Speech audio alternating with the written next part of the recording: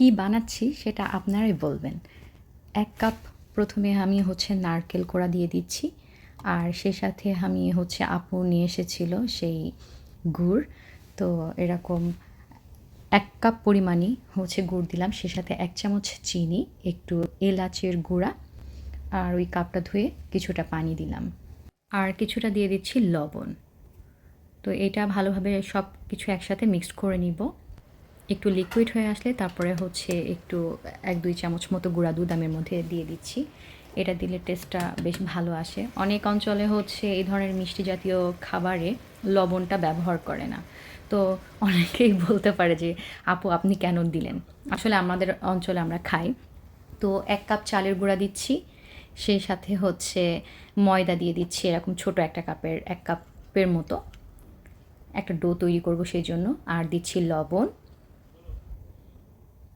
আর এই যে দিয়ে দিচ্ছি রান্নার যে তেল, সয়াবিন তেল, ওই ১ মুঠা মতো দিয়ে খুব ধীরে, ধীরে এটা একসাথে মিক্সড করে নিব। আর এর মধ্যে যেই পানিটা আমি দিব সেটা উষ্ণ গরম যে পানি সেইটা। সেটা দিয়ে আমি একটা ডো তৈরি করব। একই দেশের মানুষ এক এক অঞ্চলে এক একভাবে এক একটা পিঠা হোক বা যে কোনো ধরনের রান্না করে থাকে। তো দেখা যায় যে এক অঞ্চলের সাথে আরেক অঞ্চলে অনেক সময় মেলে না। তো এরকম একটা ডো তৈরি করে আমি সাইডে রেখে দিয়েছিলাম ২০ থেকে ২৫ মিনিট মতো। তারপর আমি এই যে একটা রুটি মতো তৈরি করে নিচ্ছি। আর যদি মানে লেগে যায় তো সেক্ষেত্রে সামান্য একটু তেল এটা একটু মেখে নিলে তখন দেখা যায় যে খুব সহজে একটা রুটি তৈরি করা যায়। একটা কাপ দিয়ে সেটা দিয়ে আমি কেটে নিচ্ছি। তো এরকম ছোট, ছোট শেপে আমি কেটে নিচ্ছি। যেটা হয় অনেকদিন পর, পর বানালে তখন একটু কেমন লাগে যে ঠিক হবে কি না হবে। আর আমি যে এরকম একটা শেপের যেই কাটারগুলা পাওয়া যায়, তো সেটারই 2nd যেটা ছিল সেটাই আমি শেপ দেওয়ার জন্য নিব। অনেক সময় এটা এখানে মোমো হিসেবে ব্যবহার করে। তো আমি ভেবেছি নেক্সট টাইম ওইভাবে ওই শেপেই মোমো তৈরি করব। কারণ আমার ইমলিনার খুব পছন্দ। তো যাই হোক এই যে এবার যে নারকেলের যে পুরটা রেডি করে রেখেছিলাম সেটাই আমি দিয়ে নিচ্ছি।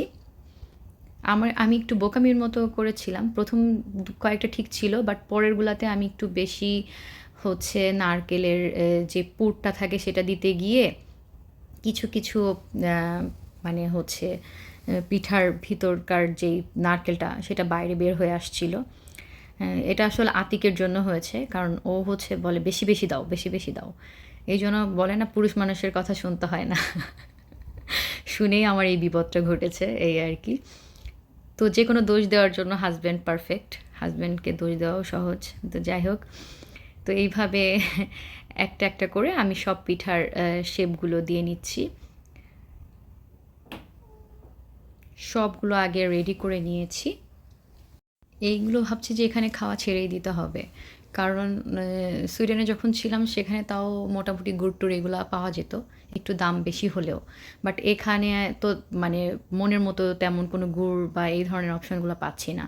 সো মনে হয় খাওয়াই ছেড়ে দিতে হবে। তো যাই হোক একটা প্যান নিয়ে নিয়েছি সেটাতে ১ কাপ মতো আমি তেল দিয়ে দিয়েছি। আর আমি ১ কাপ তেল দিয়ে ভাজবো এগুলো। তো একবারে আমি সবগুলা ভেজে নিব। তো তেলটা মানে মিডিয়াম টু লোতে দিয়ে রাখবো। হালকা গরম হয়ে আসলে তারপরে একে, একে করে পিঠাগুলা আমি ভেজে নিব। যেহেতু তেলের পরিমাণ এখানে কম, তো এখানে আসলে ২টা ৩টা করে ভাজলেই পিঠাটা সুন্দরভাবে ভাজা হবে। আর এইজন্য আমি এখানে ৪, ৫, ৬ টা এরকম দিব না। ধীরে, ধীরে আমি এটা ভেজে নিব।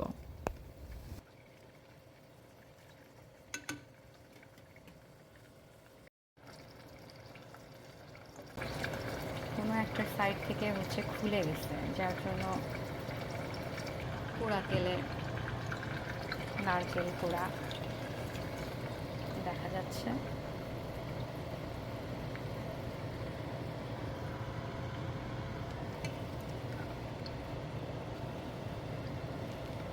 বেশ অনেক দিন পর নারকেল পুলি পিঠাটা বানালাম। দেখতে যেমনই হোক খেতে খুবই মজা হয়েছিল। তো থ্যাঙ্কস ফর ওয়াচিং, বাই।